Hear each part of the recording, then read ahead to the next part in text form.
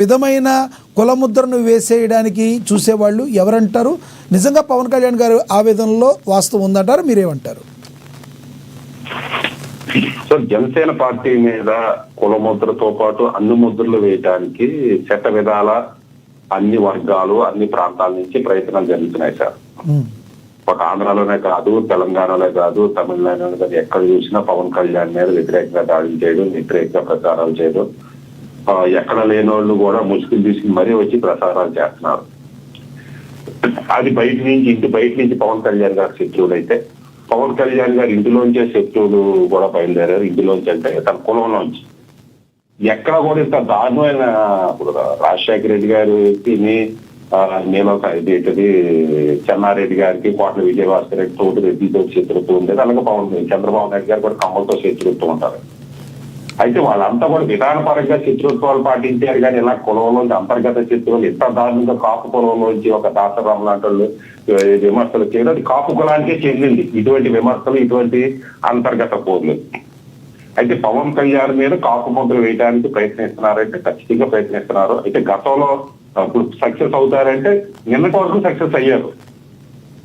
ఒక దాసనారాయణరావు పార్టీ పెట్టినప్పుడు దాసనారాయణరావు కులముద్ర వేసి మీరు ఎవరు వెళ్ళకండి, కాపులు ఎవరు వెళ్ళకండి రిజర్వ్ చేసి దాసనారాయణరావు అనే అన్పాపులర్ చేతుల్లో కానీ ఫెయిల్యూర్ చేతుల్లో కానీ, చిరంజీవి గారి పార్టీ పెట్టినప్పుడు చిరంజీవి గారి పార్టీకి వ్యతిరేకంగా మీరు పనిచేయండి, చిరంజీవి గారి పార్టీకి మీరు మద్దతు ఇవ్వకండి కానీ కాపుల్ని లోపరుచుకోవడంలో కానీ, లేదా 2019లో పవన్ కళ్యాణ్ గారి కాపు నాయకుడు అక్కడ పార్టీకి మద్దతు ఇవ్వకండి అని ఒత్తిడి తేవడంలో కానీ సక్సెస్ అయ్యారు, ఖచ్చితంగా సక్సెస్ అయ్యారు కాదని అంటారు. అయితే ఇప్పుడున్న పరిస్థితులు వేరేది. ఈ సోషల్ మీడియా యుగంలో నిన్న సోషల్ మీడియా లేకుండా మీడియా ఉంటుంటే, తెలుగుదేశం మీడియా, వైసీపీ మీడియా ఉంటుంటే ఇప్పుడు కూడా సక్సెస్ అయ్యి ఉండేవారు.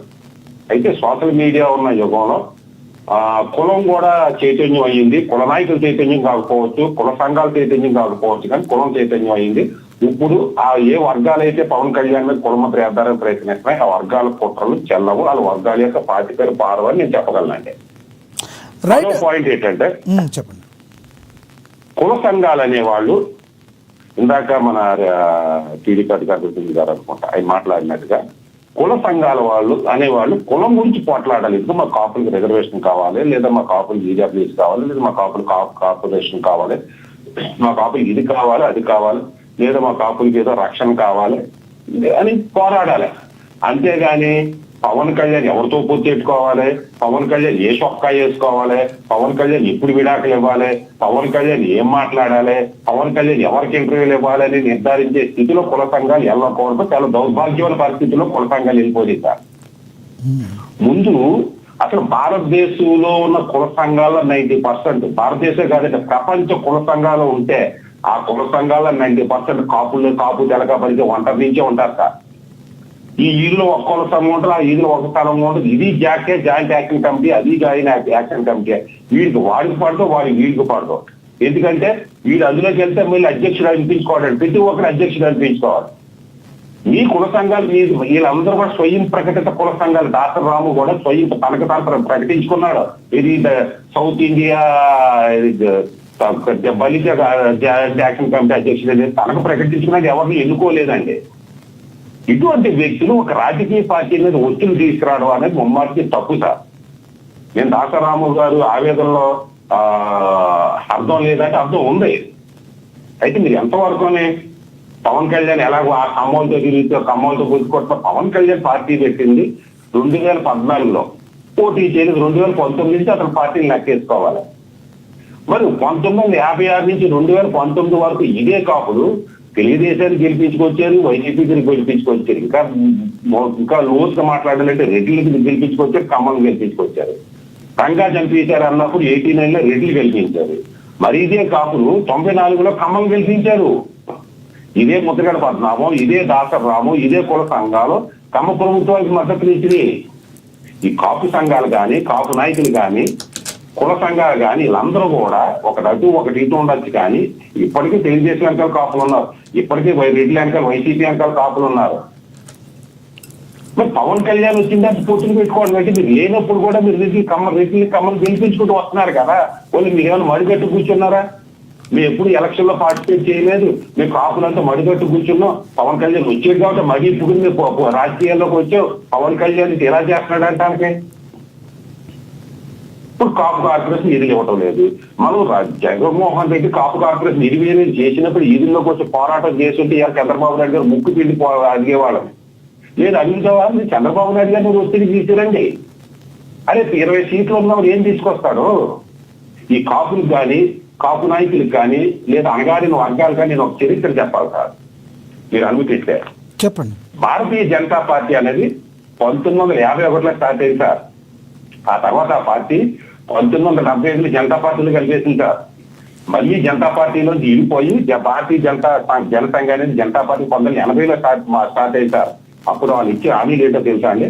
Rama Janmabhoomi, common civil code, article 370 అయ్యింది. 1980లో 86లో ఇచ్చిన హామీలు నెరవేర్చడానికి ఇప్పటికి కామన్ సివిల్ కోడ్ నెరవేర్చలేకపోయింది సార్.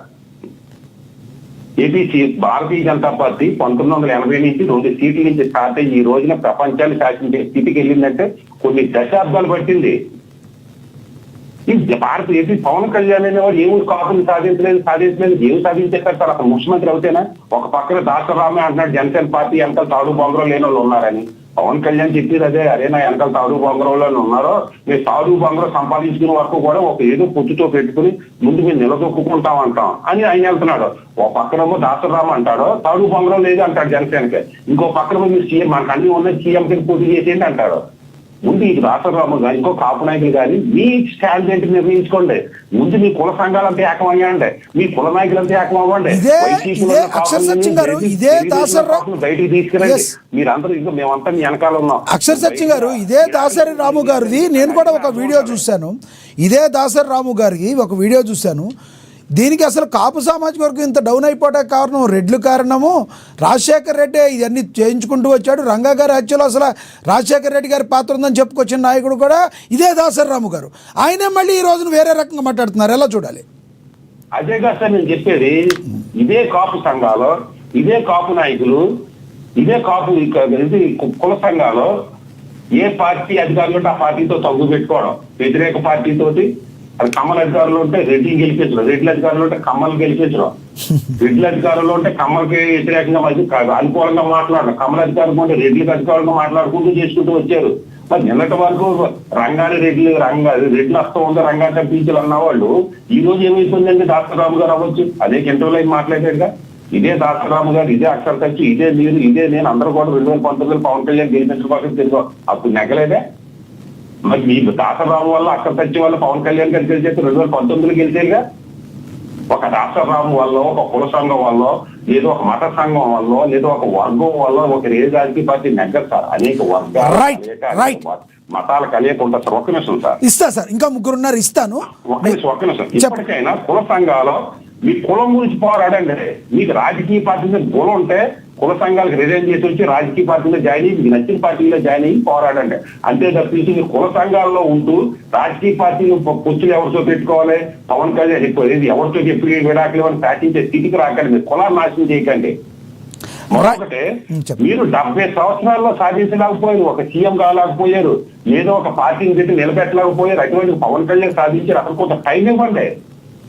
ఏమో లేకుండా 21 సీట్లకి వెళ్ళి సీట్కి వచ్చేది రేపు 50 సీట్లకి వెళ్తాడో, 200 సీట్లకి వెళ్తాడో, నియోజకవర్గాలు పెరిగితే ఏదో సీఎం అవుతాడో, కూటమిలో ఇద్దరి మధ్య ఒప్పందం ఉందామో, చివరి 2 సంవత్సరాలు పవన్ కళ్యాణ్ సీఎం అని చేస్తారేమో ఏమో చూడకుండా మీ వ్యక్తిగత నా ఇంటికి రాలేదని పవన్ కళ్యాణ్ గారు నా ఇంటికి రాలేదని ఒకడో, పవన్ కళ్యాణ్ గారు నాకు అపాయింట్మెంట్ ఇవ్వలేదని ఒకడో, మీరు ఇష్టం వచ్చిన కులాన్ని బజారుకి ఇచ్చి కులాలను అంతర్గత కక్షలు తీసుకొచ్చి వేరే కులాలు సిగ్గు చేత అయినట్టుగా మాట్లాడకండి అని మాత్రం నేను కులాన్ని ఈ కుల నాయకులకు కుల సంఘాలకు విజ్ఞప్తి చేస్తున్నాను సార్. అంబటి రాంబాబు గారి గురించి ఏం చెప్తారు మీరు?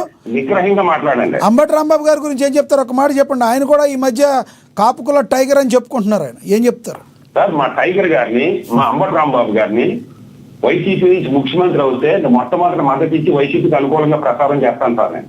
ఓకే. జగన్మోహన్ రెడ్డి గారు ఇది మా అంబటి రాంబాబుని కాపుల మీద నాకున్న సింపతి తోటి కాపులకు అన్యాయం జరుగుతుంది మొదల కన్నీ చేస్తున్నారు కదా వైసీపీ వాళ్ళు. అంబటి రాంబాబుని చీఫ్ మినిస్టర్ అనౌన్స్ చేయమని, వైసీపీని చీఫ్ మినిస్టర్ చేయమని నేను మద్దతు ఇస్తా. అక్షర సత్యం. రాంబాబు నువ్వు వైసీపీ రిజైన్ చేసి జనసేనలో జాయిన్ అవ్వమానంటే మద్దతు ఇస్తా. అక్షర సత్యం వైసీపీలో ఉంటూ నువ్వు రెడ్లకి సపోర్ట్ చేస్తూ రెడ్లకి పాల్గొప్తానం చేస్తూ పవన్ కళ్యాణ్ విమర్శించడానికి నీకెక్కడ అర్హతుందండి అంబటి రాంబాబు గారు అని మాత్రం గట్టిగా చెప్పగలను. కాదు సార్, అక్షర సత్యం ఓపెన్ స్టేట్మెంట్. ముఖ్యమంత్రి అభ్యర్థిగా అంబటి రాంబాబు ఉంటే అంబటి రాంబాబుకి జై కొట్టనున్న అక్షర సత్యం ఓపెన్ స్టేట్మెంట్. ఖచ్చితంగానండి. అంబటి రాంబాబు ముఖ్యమంత్రి కింద వైసీపీ నుంచి ఏమంటే ఏమనంటే నేను వైసీపీ అంబటి రాంబాబుకి మద్దతుగా నేను ప్రచారం చేస్తాను సార్. రైట్. ఏదో అంబటి రాంబాబు వైసీపీ నుంచి రిజైన్ చేసి ఈ కాపు నాయకులందరినీ వచ్చి జనసేన జాయిన్ అవ్వమని అప్పుడు పవన్ కళ్యాణ్ వచ్చి చేత విడాకులు ఇవ్వమని. మీరు వైసీపీలో ఉంటూ జగన్మోహన్ రెడ్డి గారు మద్దతు ఇస్తూ పవన్ కళ్యాణ్ సీఎం అవ్వమని మీరు కోరుకోవడం ఏంటంటే నువ్వు ఒకరు పెళ్లి చేసి ఇంకొకటి కాపం చేసినట్టు ఇది. నన్ను క్షమించండి. Right right. నేను మళ్ళీ మాట్లాడతాను మీతో. మనతోటి వైసీపీ అధికార ప్రతినిధి ఎలం మోహన్ రెడ్డి గారు ఉన్నారు, ఆయనతో మాట్లాడదాం. మోహన్ రెడ్డి గారు నమస్తే సార్. లక్ష్మణ గారు, మీకు ప్యానల్లో పాల్గొన్న పెద్దలకు చూస్తున్న వీక్షకులకు అందరికీ పేరు పేరు హృదయపూర్వకంగా నమస్కారాలు. ఎస్ మోహన్ రెడ్డి గారు, పవన్ కళ్యాణ్ గారు మొన్న మాట్లాడుతూ కొంతమంది కాపు నాయకులకి ఇస్తూనే వారిని కొంతమంది కాపు నాయకులకి చురకలు అంటిస్తూనే ఒక ముద్రగడ పద్మనాభరెడ్డి గారి గురించి కూడా ఆయన కూడా చమత్కరించడం జరిగింది. ఎలా చూస్తారు జరుగుతున్న పరిణామాలని? అందులో ప్రధానంగా వచ్చే ఆరోపణ అంటే వైసీపీ ఇదంతా బ్యాక్గ్రౌండ్ చేస్తుంది, మొత్తానికి విజయసాయి రెడ్డి ఏ ముహూర్తాన వాళ్ళు కలిసి ఉండగా మీరు ఏం చేయలేరన్నారు. అప్పటి నుంచి యాక్టివ్ అయిన వైసీపీ ఎంతమందిని వీలైతే అంతమందిని కాపుల్లో చీలికి తేవడానికి వైసీపీ గట్టి ప్రయత్నం చేస్తున్న ఆరోపణ మీ మీద ఉన్న వస్తుందా? వైసీపీ కాపులను చీలిగదేయడం ఏంటండి? పవన్ కళ్యాణ్ గారే స్వయంగా చెప్తున్నా, నాకు కాపులు వద్దు, మీరే వద్దు, ఉంటే వాళ్ళు వెళ్ళిపోండి, ఉంటే ఉండండి, వెళ్ళిపోండి. నేను చంద్రబాబు నాయుడుతో కమిట్ అయినా, చంద్రబాబు నాయుడుతో కమిట్ అయ్యి 15 సంవత్సరాలు చంద్రబాబు నాయుడుకి ఎప్పుడు ఏం చేయాలనుకున్నా ఆల్రెడీ ఇప్పుడు 15 సంవత్సరాలు కావచ్చు అని పార్టీ పెట్టి ఇంకో 15 సంవత్సరాలు చేసి నేను రిటైర్ మోహన్ రెడ్డి గారు ఒక్క మాట, పవన్ కళ్యాణ్ గారు అందే పవన్ కళ్యాణ్ గారు కాపు ప్రజలను అన్నారా, ఐ మీన్ కాపు కులాన్ని అన్నారా, కాపు నాయకులను అన్నారా? కాపు నాయకులు అది వైసీపీలో ఉన్న కాపు నాయకులు అన్నారు. ఆయన అన్నది వైసీపీ. సత్యం గారు ఇస్తా సత్యం గారు మీకు ఇస్తా సత్యం గారు ప్లీజ్ దయచేసి మీరు నోట్ చేసుకోండి, లాస్ట్ లో మాట్లాడతారు. కానీ మోహన్ రెడ్డి గారిని మాట్లాడినాడు ప్లీజ్.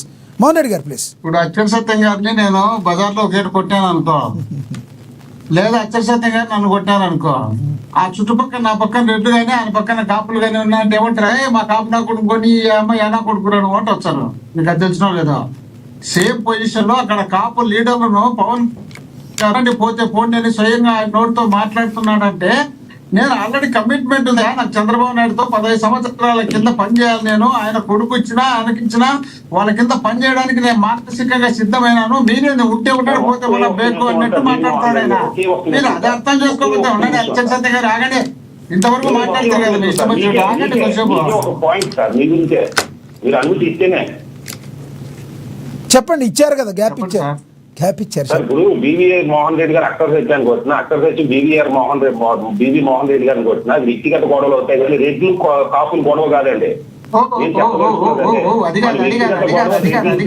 గొడవ కాదు. కాపులు కొట్టేసుకున్నారు, మీరు ఇరాకులు ఇచ్చేయండి అంటే తప్పు అంటున్నా. వ్యక్తిగత గొడవలు ఒక్కటే సార్. కొంచెం అయిపోయింది మీ పాయింట్, అయిపోయింది. నా పాయింట్ చెప్తానండి. నేను మాట్లాడను సార్. మీరు చెప్పినట్టు మనిద్దరము ఒక రూములో ఉండి మనిద్దరం కొట్టుకుంటే ఎవరికి సంబంధం లే. అక్కడ జనం ఉన్నారు సార్, అక్కడ మీటింగ్ జరుగుతాం సార్. మీటింగ్ ప్రతినిధులుగా వచ్చినారు సార్ లీడర్లు. ఆ లీడర్ల కింద ఎంతో మంది కాపు సామాజిక వర్గానికి సంబంధించినటువంటి ప్రజలు ఉంటారు సార్. ఒక నాయకుని కొడితే ఆ ప్రజలందరినీ కొట్టినట్టే సార్. ఈయన అక్కడ ఉన్నటువంటి నాయకులు అందరినీ అంటున్నాడు సార్, మీరు ఉంటే ఉండండి, పోతే పోండి. అక్కడ తమిళ